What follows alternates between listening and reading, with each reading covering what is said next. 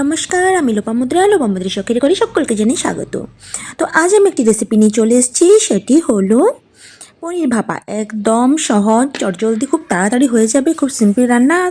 আর এটা নতুন কিছু বলার নেই, এটা আপনারা সবাই বানিয়েছেন বা বানান। তো আমার তো বাড়ির তৈরি পনির আপনারা তো সবাই জানেন। তো পনির একটু বেঁচে গেছিলো, তো ভাবলাম আজকে তো নিরামিষ রান্না, তাহলে পনির ভাপা করে নিই। তো পনিরটা আমি তেলের মধ্যে একটু ভেজে নিচ্ছি, হালকা করে ভেজে নেব। ওর মধ্যে আমি দিয়ে দেবো অল্প একটু হলুদ গুঁড়ো, জিরের গুঁড়ো আর লঙ্কার গুঁড়ো আর একটু নুন। এগুলো সব মশলা দিয়ে আমি খুব ভালোভাবে নেড়েচেড়েটা ভেজে নেব। খুব একটা বেশি ভাজবো না, ওই হালকার মতো, কারণ যেহেতু ভাপাবো। আর এমনিতে পনির বেশি ভাজতে হয় না, হালকা করে ভেজে নিলেই হয়। তো সাথে থাকুন, ভিডিওটি দেখতে থাকুন। যে যেখান থেকে দেখছেন তাদেরকে অসংখ্য সকলকে জানাই ধন্যবাদ।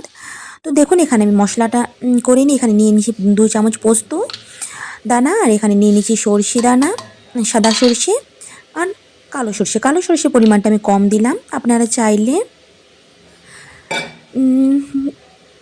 বেশি কম দিতে পারেন। তো 2টো কাঁচা লঙ্কা দিয়ে দিলাম। এবার আমি পেস্ট করে নেব। এদিকে দেখুন পনির ভাজা আমার হয়ে গেছে। তো একটা টিফিন বাটির মধ্যে নিয়ে নিয়েছি, মশলাটা আমার পেস্ট হয়ে গেছে, ওই পোস্ত সরষে। তো এটা দিয়ে দিলাম ওই পনিরের সাথে। এরপর ওর মধ্যে আমি দিয়ে দেব কিছু কাঁচা লঙ্কা। তো এখানে আমি কালো আর সবুজ কাঁচা লঙ্কা কিছু দিয়ে দিলাম। এরপর এখানে আমি কিছু মশলা অ্যাড করছি। 1 চামচ লবণ দিয়ে দিলাম পরিমাণ মতো, স্বাদ অনুযায়ী লবণ দিলাম। আর দিয়ে দেবো এখানে আমি অল্প একটু হলুদের গুঁড়ো, বেশি না, সামান্য একটু হলুদের গুঁড়ো দিয়ে দিলাম। আর দিয়ে দেবো অল্প একটু লঙ্কার গুঁড়ো, বেশি লঙ্কার গুঁড়ো দিলাম না, কারণ যেহেতু কাঁচা লঙ্কা দিয়েছি না, ওই জন্য। তো এরপর দিয়ে দেবো আমি এখানে কাঁচা সর্ষের তেল দিয়ে দিলাম 1 চামচ বড় চামচের। তো এটা খুব ভালোভাবে এবারে মাখিয়ে নেব একটা চামচের সাহায্যে। তো দেখুন ভালোভাবে মেখে নিচ্ছি। মাখিয়ে নিয়ে টিফিনটা আমি ঢাকনা দিয়ে এটাকে আমি ভাপিয়ে নেব। নিরামিষ দিনে এরকম পনির ভাপা যদি থাকে না, গরম ভাতের সাথে দুর্দান্ত লাগে খেতে।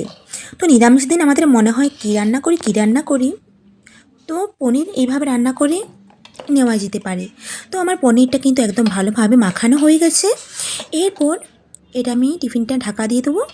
তারপর আমি এটা 10 মিনিটের মতন ভাপিয়ে নেব। একদম গ্যাসটা লো ফ্লেমে দিয়ে আমি এটা ভাপিয়ে নেব। তো চলুন টিফিনটা ঢাকা দিয়ে দিই। আর এটা আমি এরপর গ্যাসে বসিয়ে দিচ্ছি।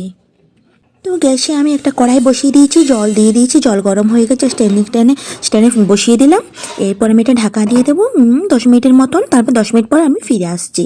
দেখুন আমার পনির ভাপা কিন্তু একদম হয়ে গেছে। তো কতটা লোভনীয় হয়েছে, কীরকম হয়েছে অবশ্যই জানাবেন।